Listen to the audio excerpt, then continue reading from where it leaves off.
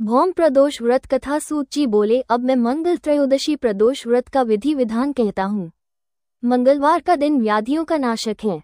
इस व्रत में एक समय व्रती को गेहूं और गुड़ का भोजन करना चाहिए। इस व्रत के करने से मनुष्य सभी पापों व रोगों से मुक्त हो जाता है, इसमें किसी प्रकार का संशय नहीं है। अब मैं आपको उस बुढ़िया की कथा सुनाता हूँ जिसने यह व्रत किया व मोक्ष को प्राप्त हुई। अत्यंत प्राचीन काल की घटना है। एक नगर में एक बुढ़िया रहती थी। उसके मंगलिया नाम का एक पुत्र था। वृद्धा को हनुमान जी पर बड़ी श्रद्धा थी। वो प्रत्येक मंगलवार को हनुमान जी का व्रत रख कर यथाविधि उनका भोग लगाती थी। इसके अलावा मंगलवार को एक न तो घर लीपती थी और न ही मिट्टी खोदती थी। इसी प्रकार से व्रत रखते हुए जब उसे काफी दिन बीत गए तो हनुमान जी ने सोचा कि चलो आज इस वृद्धा की श्रद्धा की परीक्षा करें। वे साधु का वेश बनाकर उसके द्वार पर जा पहुंचे और पुकारा, है कोई हनुमान का भक्त जो हमारी इच्छा पूरी करे। वृद्धा ने ये पुकार सुनी तो बाहर आई और महाराज क्या आ गया है।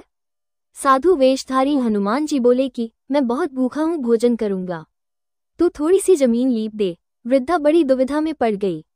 अंत में हाथ जोड़कर प्रार्थना की, हे महाराज, लीपने और मिट्टी खोदने के अतिरिक्त जो काम आप कहें वो मैं करने को तैयार हूँ। साधु ने 3 बार परीक्षा करने के बाद कहा, तू अपने बेटे को बुला, मैं उसे औंधा लिटाकर उसकी पीठ पर आग जलाकर भोजन बनाऊंगा। वृद्धा ने सुना तो पैरों तले की धरती खिसक गई, मगर वो वचन हार चुकी थी।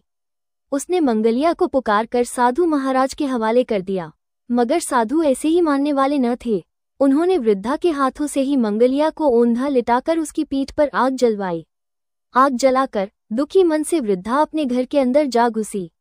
साधु जब भोजन को बुलाकर कहा कि वो मंगलिया को पुकारे ताकि वो भी आकर भोग लगा ले। वृद्धा में आंसू भरकर कहने लगी कि अब उसका नाम लेकर मेरे हृदय को और न दुखाओ, लेकिन साधु महाराज न माने। वृद्धा को भोजन के लिए मंगलिया को पुकारना पड़ा। पुकारने की देर थी कि मंगलिया बाहर से हंसता हुआ घर में दौड़ा आया।